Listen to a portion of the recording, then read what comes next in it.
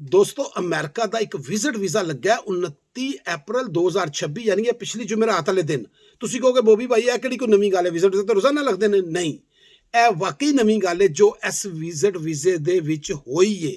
और नवीं गल की है पूरी डिटेल दे नाल तुहानूं दस्सांगा, बहुत सारे लोगों का फायदा हो जाएगा। चैनल नूं प्लीज़ सबसक्राइब कर लेना, वीडियो नूं आखिर तक देखना। तो दोस्तों एक साहब इत्थे अमरीका रहिंदे ने, वो किस स्टेटस दे ने वो बाद चों दस्सांगा। वो एक होर हैरत अंगेज़ गल है, उन्हां दे वालिद साहब दा फादर दा ए लग्या वीज़ा। हुण किस तरह लग्या जनाब, इन्हां ने जिहड़ा बेटा इत्थे वे उन्हें अपने फादर नूं एक लैटर भेजिया। लैटर दे विच लिखिया जी कि मैं अपने फादर नूं बुलाना चाहना वा, एक जस्ट इनविटेशन लैटर, अमेरिका आण मैं खर्चा करांगा ये वो, जो एक स्टैंडर्ड लैटर हुंदा लिख के ते भेजता। वो जनाबे वालों लैटर भेजिया, नाल जोड़ा उन्हां दा इत्थे स्टेटस है उहदा एक कागज़ भेजता। वो जनाब लैके ते वालिद साहब चले गए इंटरव्यू वास्ते।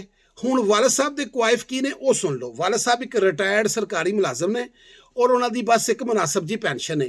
होर ना उन्होंने कोई पहले ट्रैवल है, ना उन्होंने पहले कोई होर ऐसा कोई सिस्टम है, ना ही उन्होंने कोई ऐसी वैल्थ है कि जिदी वजह के नाल उन्होंने मतलब कि बहुत ज़्यादा कोई रिकॉर्ड होवे। हुण आ गया जनाब, जो वीज़ा लैन गए ने, इंटरव्यू होया, उन्होंने पूछा तू कित्थे जाना है, उन्होंने कहा जी मैं तो जाना अपने बेटे नूं मिलन, उन्हें यह कागज़ मैनूं भेजिया जे, वो मैनूं कर रहा है, सारा मेरा खर्चा कर रहा है। उन्होंने देखा कागज़ देख दुख के, उन्होंने वो काम किया जो मैं कभी पहले नहीं देखा। उन्होंने जनाब उन्होंने एक कागज़ होर देता अंबैसी ने कि ए फड़ो, ਇਹਦੇ ਵਿੱਚ ਤੁਸੀਂ जाओ और जाके सानू I-134 फॉर्म फिल करके, I-134 फॉर्म की होंदा है, यह भी एक एफिडेविट सपोर्ट होंदा है, लेकिन यह किसी ਉਹਦੇ ਵਿੱਚ नहीं लगता, यानी कि इमीग्रेशन वीज़े ਦੇ ਵਿੱਚ नहीं लगता। ਇਹ ਤੁਸੀਂ ਫਿਲ ਕਰਕੇ ਲੈ ਕੇ ਆਓ, ਨਾਲ ਆਪਣੇ ਬੇਟੇ ਕੋਲੋਂ बैंक स्टेटमेंट मंगवाओ, तो नाल अपने बेटे को मंगवाओ उन्होंने W2 फार्म।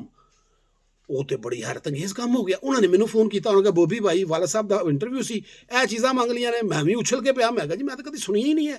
विजिट वीज़े वास्ते लैटर गया, इनविटेशन लैटर के उत्ते यह चीज़ां मंग लिया ने। खैर मैं उन्होंने कहा जी सोचो ना, फटाफट भेजो।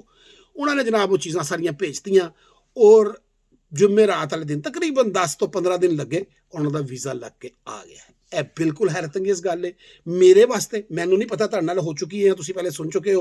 अगर सुन चुके हैं तुहाडे नाल हो चुकी तो थल्ले प्लीज़ लिख देना।